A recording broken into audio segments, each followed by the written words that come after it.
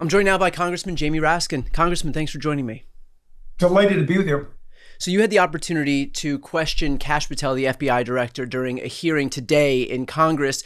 There was a lot of focus on the fact that he had staked so much of his reputation, so much of his credibility on this idea that he was going to be the guy to come in and expose all of this wrongdoing as it relates to Epstein that had been covered up by these deep state operatives, only to then basically become the very problem that he criticized for so long. Did anything in his testimony give the impression that he is that he's going to be true to his word that he gave when he was a podcaster, as opposed to what it seems like he's doing right now, which is just perpetuating a cover-up? No, he's in full-blown cover-up mode. And it is really mind-blowing because I confronted him with just video snippets of him saying, this is totally within the control of the FBI director. He's got the black bag. He can release it, put on your big boy pants, and show us who the pederasts are.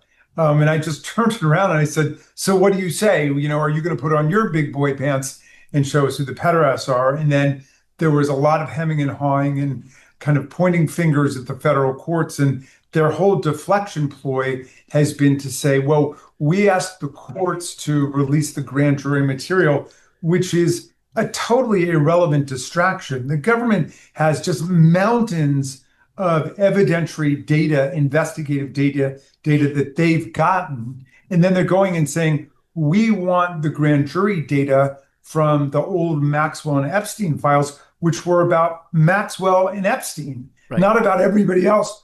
So those judges, not only did they say, no, we're not going to release this under 6E, you've not shown reason why, they also kind of called them out saying, this is a deflection because you have a much greater mass of material that you could just release on your own, and you don't need this stuff, and it's pretty extraneous to what the public wants to see.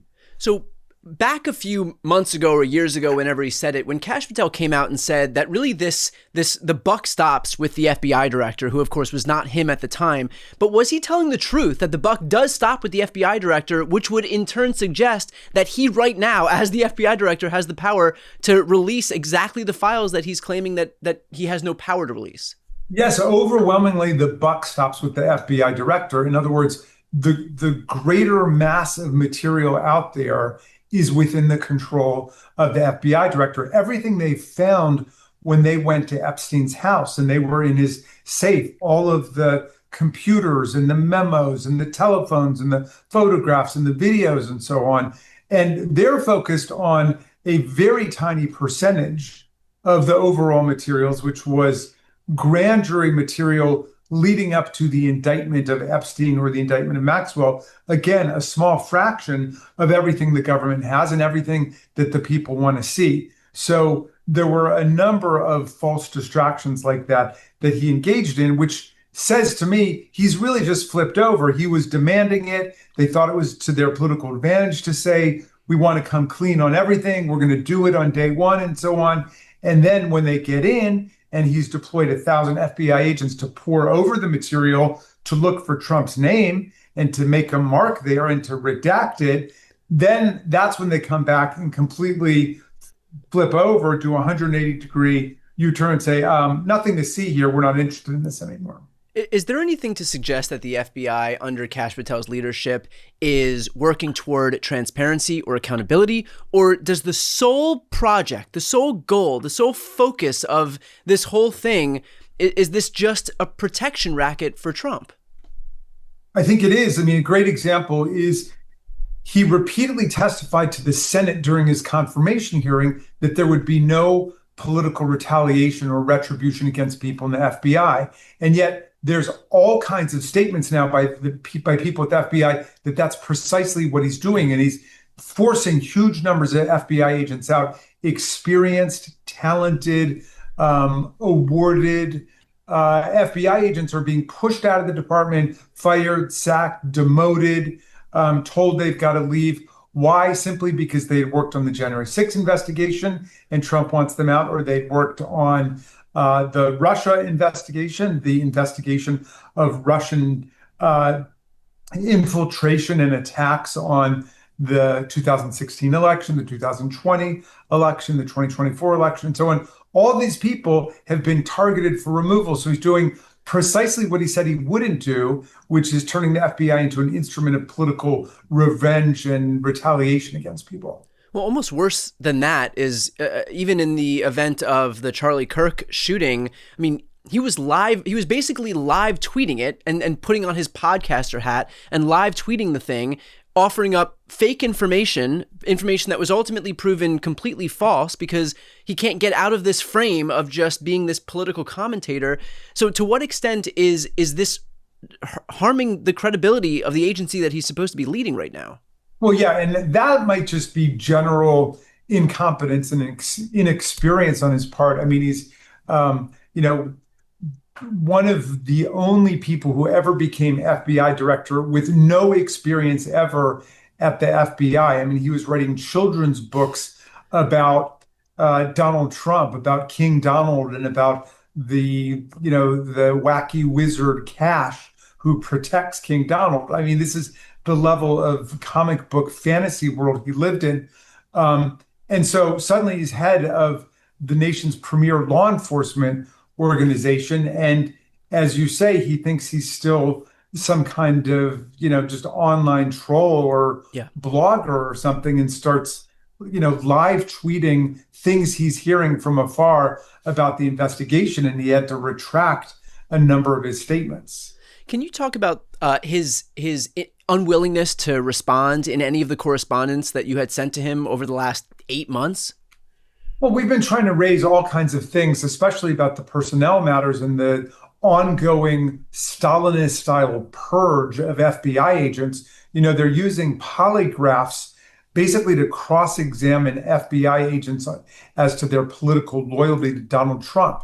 And so we've been trying to raise these things and get an answer from him. And we've simply not gotten an answer. He doesn't even send me form letters saying it's been received. It just goes out into the ether. So I said, we got a lot of stuff to talk about. Of course, we were all limited to our 5-minute question spot, and they didn't want to do another round or a third round. I mean, we could have gone for a long time on this. So we're going to have to get some answers from Attorney General Bondi when she comes in that we never got from Kash Patel. Of course, I think we did have more substantive exchanges than took place over in the Senate when he just started screaming and yelling over the senators. He did some of that today, but I think that his team must have told him that that's not a very effective communications tactic for the director of the FBI. I know that this is a little bit of an unfair question to ask you to get into Kash Patel's head, but what do you presume Kash Patel, the podcaster, would say if he saw an FBI director being asked these questions point blank, very simple questions about the Epstein scandal, about this effort to basically bury any accountability or transparency? What do you think that he would say if he was still in his capacity as a political commentator? He'd say that's an FBI director in full-blown cover-up mode who's covering up for the deep state.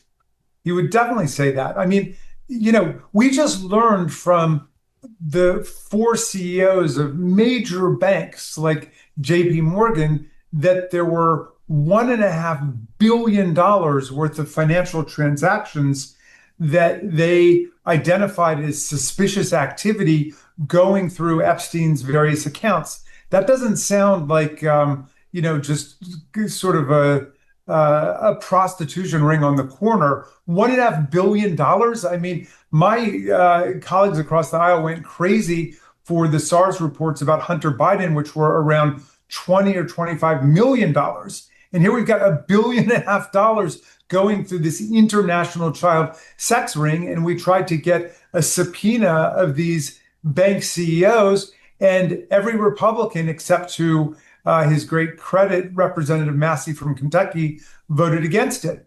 But Massey voted with all the Democrats to subpoena these documents. Jamie Dimon released a statement right after I first raised it saying, essentially he'd be happy to comply, and they're sorry they ever had anything to do with Epstein. So, I think the banks would welcome an opportunity to come clean with all the information they've got.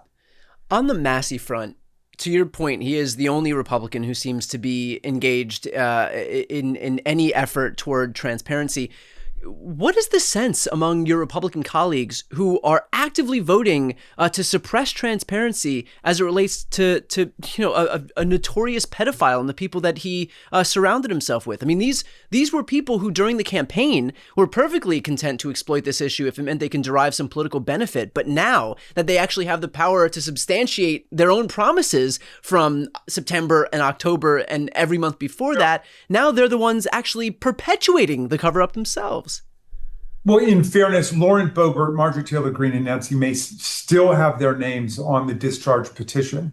And we added one more vote on the Democratic side when Jerry Connolly's seat was filled by Congressman Walkinshaw. So now we just need one more Republican, if my math is correct, but one or two more Republicans to add their name to the discharge petition, and we will be able to put a bill on the floor, which will have to pass overwhelmingly, saying release all the files, because even the people who aren't signing the discharge petition say that they would vote for that. But you're right. I mean, the truth of the matter is that there's a lot of fear operating on the Republican side, and some of it is fear of political retaliation. Some of it is fear of all of the death threats and violent threats that are out there today. And then some of it is, frankly, just tribalistic thinking.